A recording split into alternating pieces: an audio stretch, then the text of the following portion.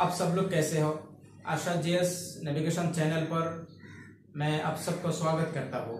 सो दोस्तों, आइए आज हम डिस्कस करेंगे इंडस वैली सिविलाइजेशन पर। हमारा टॉपिक है इंडस वैली सिविलाइजेशन यानी सिंधु घाटी सभ्यता। सो सिंधु घाटी सभ्यता यानी इंडस वैली सिविलाइजेशन का जो टाइमलाइन है, इस टाइमलाइन को हम अब जानेंगे कि the Indus valley civilization existed रफली between 25th century BC to 15th century BC. उन लोगों का टाइमलाइन 25th सेंचुरी बीसी से लेकर 15th सेंचुरी बीसी तक उन लोगों का टाइमलाइन था। सो इंडस वैली सिविलाइजेशन में 3 फेज होते हैं। एक phase early phase, matured phase and late phase. So early phase की starting to ending, early phase starting हुआ था 35th सेंचुरी बीसी से लेकर 26th सेंचुरी बीसी तक एंडिंग हुआ था।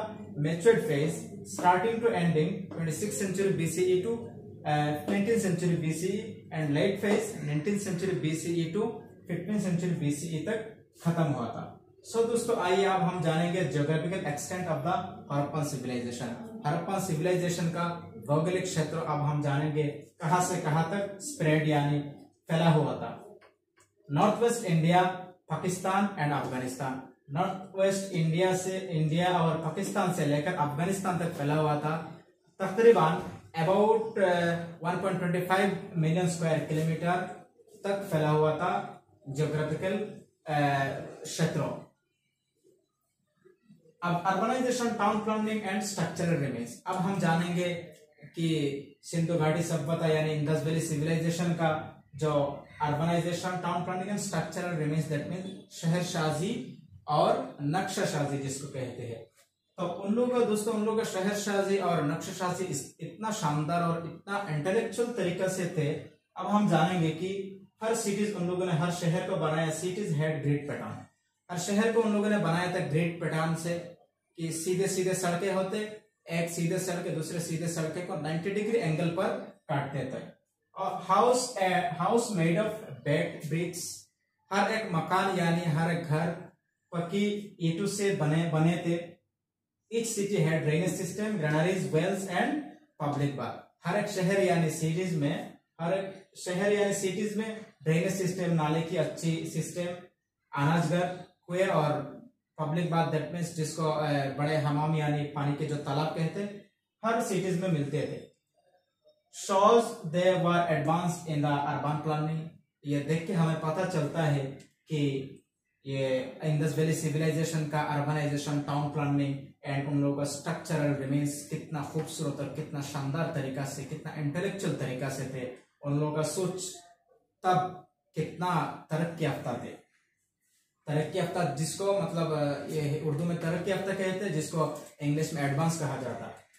सो दोस्तों, अब हम जानेंगे उन लोगों का important site and their findings. उन लोगों का जो इंपोर्टेंट, जो अहम जगह था और उन अहम जगहों से जो कीमती चीजें मिली, जो इंपोर्टेंट चीजें मिली, इन चीजों के बारे में अभी हम जानेंगे कि इन अहम जगहों से जैसे कि हड़प्पा, मोहनजोदारो, धोलावीरा, कलिबंगन एंड लोथल, ये सब अहम जगह है, इंपोर्टेंट साइट। एंड इन इंपोर्टेंट साइट से हमें मिला था कि हड़प्पा से मिला ग्रेनरी एंड मदर गॉडेस फगारई।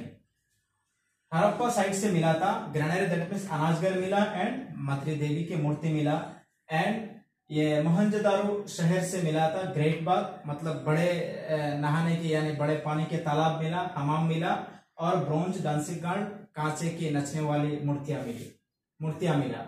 और ये धोलावीरा शहर से मिला water management and sign board, पानी की अच्छे इंतजाम और साइन बोर्ड मिला। कलिबंगन से मिला था फायर अल्टर्स, दैट मीन्स अग्निवेदी, and plough field, that means हल चलाया हुआ जो खेती यानी खेत, ये सब चीजें मिले। लोथल से मिला डॉकयार्ड यानी बंदरगाह मिला। तो ये important sites and their findings, ये सब हम हो गया कि इंपोर्टेंट साइट से क्या इंपोर्टेंट चीजें हमें मिले, ये तो अब डिस्कस कर लिया। अब हम डिस्कस करेंगे Harappa society, that means Sindhu घाटी सभ्यता का जो समाज व्यवस्था कैसे था। तो उन लोगों का समाज में भी, उन लोगों का सोसाइटी में भी तबका था यानी क्लासेस थे कि rich merchant, farmers, artisans and labourers. उन लोगों के समाज में भी मतलब अमीर, गरीब, मजदूर, ये सब मौजूद था। वुमेन में हैव हैड इम्पोर्टेंट रोल। औरतों का बड़े अहम किरदार थे। वो लोग मदर गॉडेस वर्शिप, वो लोग मदर गॉडेस की यानी मातृ देवी की पूजा करते थे। People love ornament, toys and pets. लोग उस समय के लोग यानी हड़प्पन सोसाइटी की यानी सिंधु सभ्यता के लोग ये गहनों, खिलौनों और पशु को बहुत प्यार यानी बहुत ही पसंद करते थे। हड़प्पन पॉलिटी, उन लोगों का polity system that means government system कैसा था अब हम जानेंगे।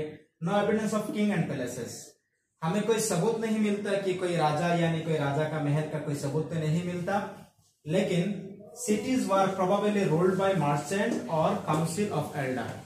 तो माना जाता है कि संभावित तौर पर यानी प्रोबेबली माना जाता है कि उस समय हड़प्पा सोसाइटी को चलाया जाता यानी गवर्न किया जाता कि काउंसिल ऑफ एल्डर्स, बुजुर्गों की कोई काउंसिल के द्वारा यानी मर्चेंट ताजिर के द्वारा शायद चलाया जाता था। ये पॉसिबली प्रोबेबली तौर पर कहा जाता है। अब हड़प्पन इकोनॉमी, उन लोगों का आर्थिक व्यवस्था यानी इकोनॉमिक सिस्टम को भी अब हम जानेंगे। उन लोगों का इकोनॉमिक सिस्टम, तो Harappan economic system based on agriculture, trade and crafts. उन लोग का आर्थिक व्यवस्था डिपेंड करता था खेती में, व्यापार में एंड क्राफ्ट्स, हाथों से बनाई हुआ चीज जिसको जो इन सब चीजों का हाथों से बनाई हुआ हर एक चीज को क्राफ्ट्स कहते हैं। तो इन खेती करते थे, wheat, barley, rice and cotton, इन सब चीज उगाते थे। इन सब चीजों में डिपेंड करता था इकोनॉमिक सिस्टम एंड ट्रेड। वो लोग व्यापार भी करते थे कि बहुत इंटरनल एंड फॉरेन, अपना टेरिटरी पे भी व्यापार यानी ट्रेड करते थे। विथ मेसोपोटामिया, यहाँ तक कि मेसोपोटामिया तक भी उन लोगों का सामान इम्पोर्ट और एक्सपोर्ट करते थे। क्राफ्ट्स और हाथों से बनाई हुआ चीज, बहुत सारी चीजें बनाते थे जैसा कि बीड्स, पोटारी, मेटल वर्क, ये सब चीज बनाते, एक्सपोर्ट इम्पोर्ट भी करते थे। दोस्तों अब हम जानेंगे decline of the Harappan civilization, उन लोगों का मिट जाना यानी उन लोगों का खत्म हो जाना यानी डिक्लाइन होने का पीछे कारण क्या है सिंधु घाटी सभ्यता का। दोस्तों रीजन नॉट क्लियर, कोई मतलब कोई ऑथेंटिक कोई रीजन यानी ऑथेंटिक कोई वजह तो हमें नहीं मिला है, लेकिन पॉसिबल तौर पर यानी पॉसिबल कॉज, संभावित वजह से हम कह सकते हैं कि माना जाता है climate change, floods, river shift, over use of land, foreign inversion, या हो सकता है क्लाइमेट चेंज दैट मीन्स मौसम तब्दील होना, कि फ्लड, सैलाब, रिवर शिफ्ट, नदियां का रुख बदल जाना यानी सूख जाना, over sea of land, overuse of land that means जमीन का ज्यादा इस्तेमाल होना, यानी फॉरेन इन्वेशन, बाहर के लोगों का दड़ पकड़ यानी बाहर के लोगों का कोई दखल अंदाजी। तो ये सब कारण हो सकता है उन लोगों के डिक्लाइन होने के पीछे। दोस्तों आफ्टर डिक्लाइन, उन लोगों का डिक्लाइन यानी विलुप्त होने की बाद, पीपल मूव्ड ईस्टवर्ड, पूर्व साइड में सब लोग चले गए। दोस्तों तो ये जो सभ्यता यानी सिविलाइजेशन है, ये सिंधु सभ्यता मानव सभ्यता यानी ह्यूमन सिविलाइजेशन की सबसे अहम तरीन और इम्पोर्टेंट एक सिविलाइजेशन माना जाता है। और उन लोगों का जो एक्टिविटीज यानी उन लोगों का जो प्लानिंग, उन लोगों का जो सोच बहुत शानदार था। उन लोगों से हमें बहुत सारे मैसेज यानी बहुत सारे आइडिया हमें मिलते हैं। दोस्तों शायद आप सब लोग अच्छी तरीके से आज की क्लास समझे होंगे। तो यहीं पर आज की क्लास खत्म करते हैं। जय हिंद, शुक्रिया।